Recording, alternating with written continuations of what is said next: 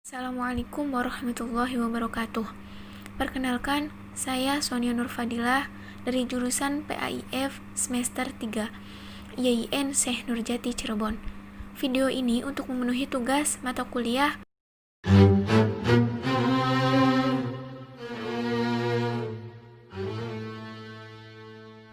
suku atau bangsa yang berhubungan dengan Islam, Arab, Mongol, dan Turki. Bangsa Arab telah ada jauh sebelum Islam lahir di sana. Bahkan mereka dikenal telah memiliki peradaban yang mapan. Namun kelahiran dan perkembangan Islam di Timur Tengah, khususnya bagi bangsa Arab, memiliki pengaruh yang tidak sedikit, bahkan dapat disebut fundamental. Bangsa Arab hidupnya berpindah-pindah karena tanahnya terdiri dari gurun pasir yang kering dan sangat sedikit turun hujan. Perpindahan mereka dari satu tempat ke tempat yang lain mengikuti tumbuhan stepa atau padang rumput yang tumbuh secara sporadis di tanah Arab di sekitar oasis atau genangan air setelah turun hujan. Bangsa Arab diketahui telah memiliki peradaban jauh sebelum Islam muncul di sana. Beberapa ahli mengungkapkan bahwa aspek peradaban Arab meliputi agama, politik, ekonomi, dan seni budaya. Dari segi tempat tinggal, mereka dibagi ke dalam dua kelompok besar, yaitu al-Hadoroh atau penduduk kota dan al-Badi'ah atau penduduk gurun pasir. Kedua kelompok ini banyak perbedaan dalam peranata sosial, tata cara, ekonomi, dan politik yang dipengaruhi kondisi geografi dan kondisi alam di mana mereka tinggal. Peradaban Arab pra-Islam sering pula dikenal dengan nama era jahiliyah atau kebodohan. Penamaan ini tidak murni dikarenakan kebodohan mereka dalam berbagai segi dan tidak berperadaban, namun karena ketiadaan pengetahuan mereka akan agama, tata cara kemasyarakatan, politik, dan pengetahuan tentang keesaan Allah. Adapun dari segi fisik, mereka dinilai lebih sempurna dibanding orang-orang Eropa dalam berbagai organ tubuh, begitu pula dalam sisi pertanian dan perekonomian yang telah maju. Di samping faktor teologis tersebut, mereka memiliki beberapa karakteristik khusus yang semakin memperkuat kesan jahil atau bodoh pada mereka. Lebih jauh, Ignaz Goldziher, seorang orientalis asal Hongaria, bahwa kondisi masyarakat kala itu bukan hanya jahiliyah, namun juga barbarisme dan cenderung primitif. Di antara presiden buruk yang melekat pada Arab pra-Islam adalah kondisi dan kedudukan wanita yang dipandang sebelah mata, bahkan setengah manusia.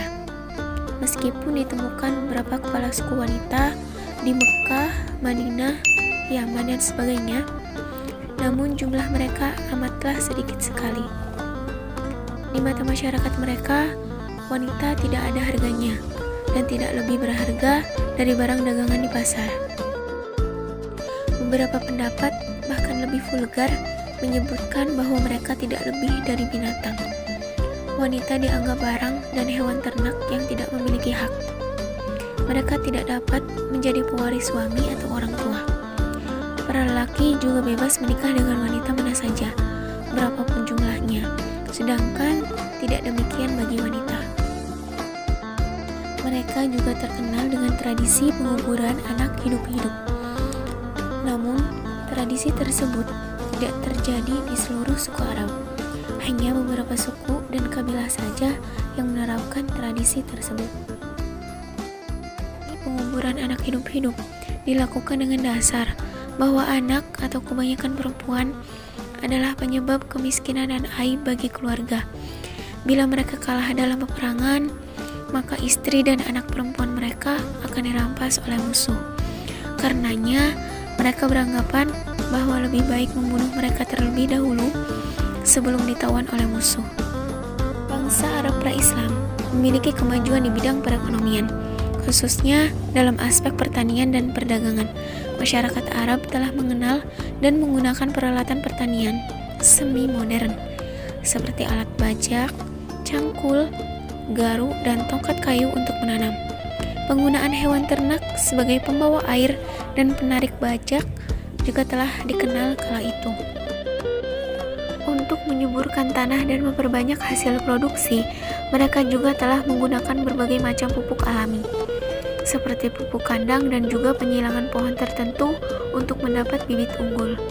Sistem pengelolaan ladang dan sawah mereka juga telah menggunakan sistem sewa tanah bagi hasil atau bekerja sama dengan penggarap. Di samping pertanian, mereka juga terkenal dalam urusan perdagangan. Perdagangan yang dilakukan juga tidak terbatas sesama Arab, namun juga dengan non-Arab. Kemajuan mereka dilihat dari kegiatan ekspor dan impor yang dilakukan para pedagang Arab Selatan dan Yaman sejak 200 tahun sebelum lahirnya Islam.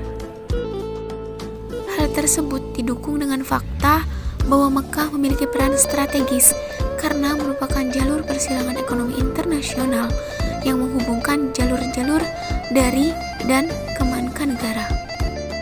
Bangsa Mongol dengan kondisi lingkungan geografis yang mereka tempati, padang rumput yang sangat luas di Asia Tengah, selama ribuan tahun telah menjadi tempat tinggal bagi suku-suku nomad, termasuk ras Mongolia atau ras kuning.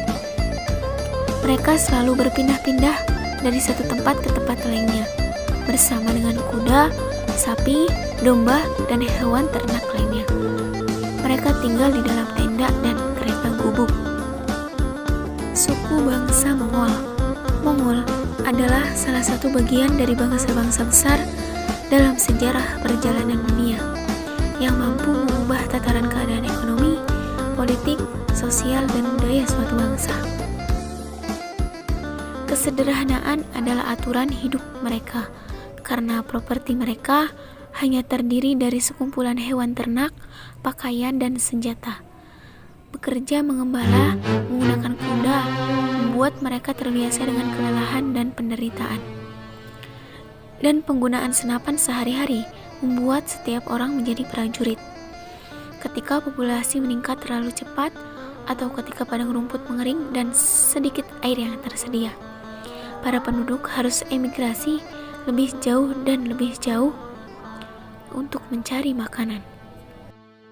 Secara geografis, bangsa Mongol yang berada di antara daratan Asia Timur berbatasan secara langsung dengan Rusia di sebelah utara dan Cina di sebelah selatan. Geografi negara ini adalah Gurun Gobi di bagian selatan dan wilayah pegunungan yang dingin di bagian utara. Sebagian wilayah Mongolia sekarang terdiri dari gurun pasir.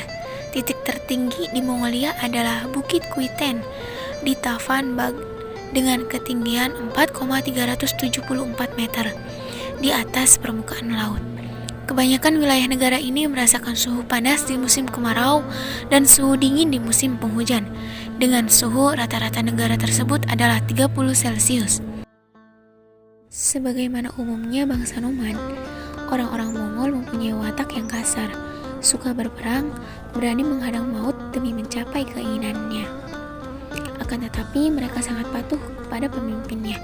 Mereka menganut agama Syamaniyah, yakni menyembah binatang-binatang dan sujud kepada matahari yang sedang terbit. Dalam rentang waktu yang sangat panjang, kehidupan bangsa Mongol tetap sederhana. Mereka mendirikan kemah-kemah dan berpindah-pindah dari satu tempat ke tempat lain, mengembala kambing dan hidup dari hasil buruan. Mereka juga hidup dari perdagangan tradisional, yaitu mempertukarkan kulit binatang dengan binatang yang lain, baik di antara sesama mereka maupun dengan bangsa Turki dan Cina yang menjadi tetangga mereka. Sistem keagamaan bangsa Mongol yang tetap mengakui adanya Yang Maha Kuasa, akan tetapi mereka tidak beribadah kepadanya, melainkan menyembah kepada arwah, terutama roh jahat. Mereka menganggap roh jahat dapat mendatangkan malapetaka dan bencana.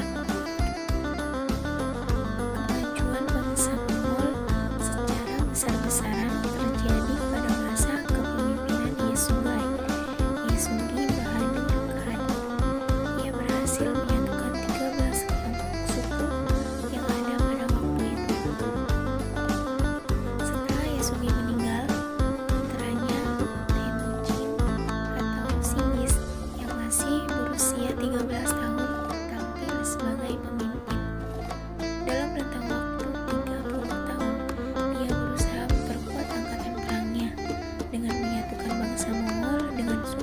bangsa lain, sehingga menjadi satu pasukan yang utuh, teratur, dan tangguh.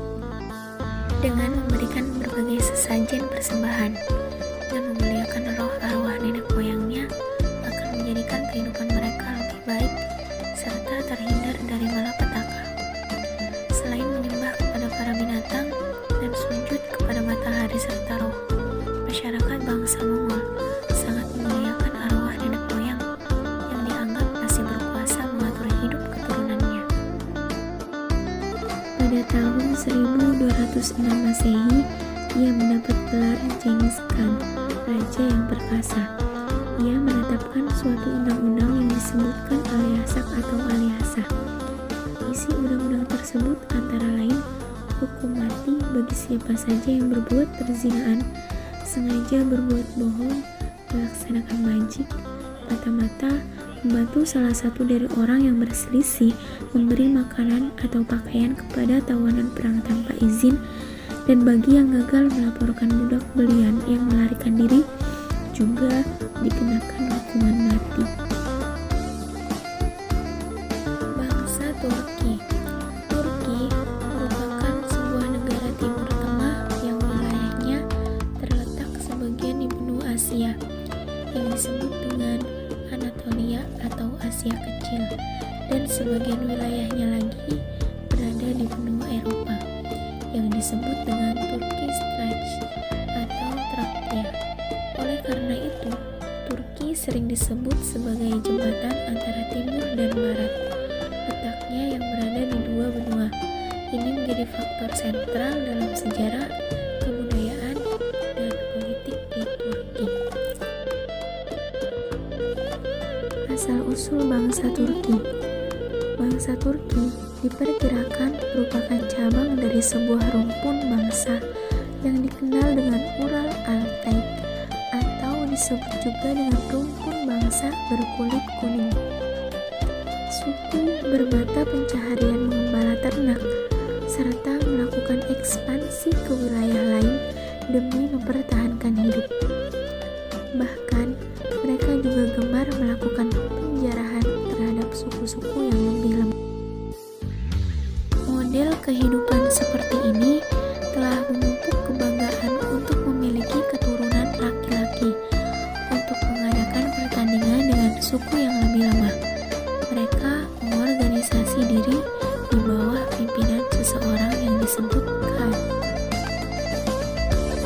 Pergeseran politik dan perubahan iklim di daerah Altaik yang terjadi pada abad ketiga sebelum Masehi mengakibatkan gelombang perpindahan penduduk secara besar-besaran.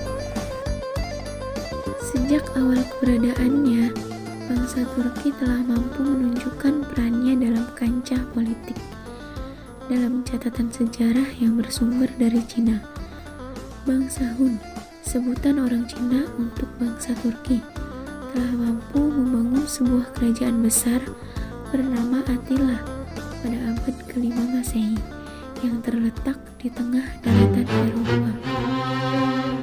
Pergeseran politik dan perubahan iklim di daerah Altaik yang terjadi pada abad ketiga sebelum Masehi mengakibatkan gelombang perpindahan penduduk secara besar-besaran.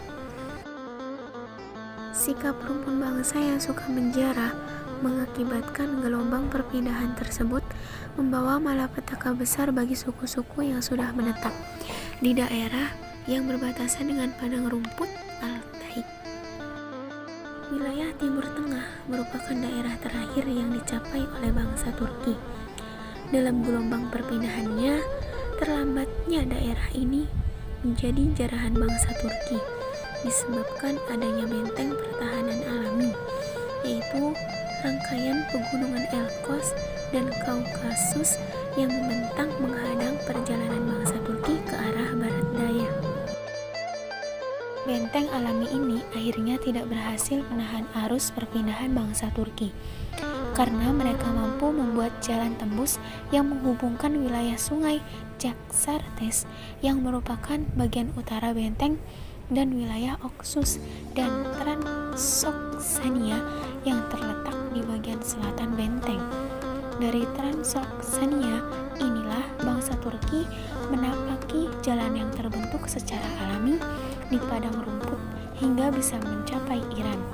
Pengalaman ini mendorong bangsa Turki untuk lebih jauh menjelajah di wilayah Timur Tengah lainnya dengan menggunakan Transoxania sebagai basis pemberangkatannya. Menyadari hal ini, maka kerajaan-kerajaan yang berkuasa di Timur Tengah mendirikan pula pertahanan di Transoxania untuk mempertahankan eksistensi mereka dari ancaman bangsa Turki. Menyadari hal ini, maka kerajaan-kerajaan yang berkuasa di Timur Tengah mendirikan pula pertahanan di Transoxania untuk mempertahankan eksistensi mereka dari ancaman bangsa Turki. Hingga abad ke-11 Masehi, sebagian besar dari kerajaan-kerajaan yang berkuasa di Timur Tengah masih mampu bertahan dari rongrongan bangsa Turki. Tangguhnya pertahanan Timur Tengah ini membuat bangsa Turki mengalihkan daerah jarahannya ke wilayah-wilayah yang lebih lemah. Mereka menuju ke wilayah yang sekarang disebut Rusia dan Eropa Timur, yang terletak di sebelah barat laut kediaman asli bangsa Turki. Namun demikian, bukan berarti mereka melupakan daerah yang berbatasan dengan Timur Tengah. Sekelompok bangsa Turki masih menetap di daerah perbatasan Timur Tengah dan akhirnya berasimilasi dengan budaya setempat. Dalam proses asimilasinya, kelompok ini mulai menyukai budaya maju yang baru mereka kenal, sehingga mereka berupaya menahan masuknya kawan sesama Turki yang masih belum berbudaya dan suka merusak. Sikap semacam ini menguntungkan wilayah Timur Tengah. Kelompok bangsa Turki yang sudah tersentuh budaya maju ini akhirnya pada tahun 522 Masehi membentuk sebuah kerajaan. Setengah abad sepeninggal pendirinya, kedua kerajaan Turki tersebut mengalami masa surut. Pada abad ke-7 Masehi, kedua kerajaan tersebut takluk kepada dinasti Tang dari Cina. Sebagai bangsa yang suka berperang, keberadaan mereka di bawah kekuasaan asing mendorongnya untuk selalu berupaya meraih kembali masa kejayaannya. Upaya mereka diwujudkan dengan mengadakan kesatuan langkah antara kerajaan Turki bagian utara dan kerajaan bagian barat. Persatuan ini membuahkan hasil pada tahun 682 setelah 50 tahun berada di bawah kekuasaan asing. Kedua kerajaan Turki tersebut berhasil meraih kembali kemerdekaannya dan membangun kembali kekuasaannya. Proses pembangunan kekuasaan yang berlangsung hingga tahun 744 Masehi ini mampu meningkatkan budaya bangsa Turki, sehingga catatan sejarah dalam huruf Saudian yang sudah mereka tulis sendiri bisa ditemukan. Manuskrip ini ditemukan di pinggiran Sungai Ochron yang kemungkinan besar menjadi pusat pemerintahan mereka. Sejak akhir abad ke-7 Masehi, bangsa Turki yang mendiami wilayah Asia Tengah mulai mengenal agama baru yaitu Islam. Mereka mengenal Islam melalui hubungan perdagangan dengan bangsa Arab. Menyadari hal ini, maka kerajaan-kerajaan yang berkuasa di Timur Tengah mendirikan pula pertahanan di Transoxania untuk mempertahankan eksistensi mereka dari ancaman bangsa Turki. Manuskrip yang mereka tinggalkan menceritakan tentang pergolakan sesama rumpun Turki dalam perebutan kekuasaan dan tentang gambaran kehidupan mereka.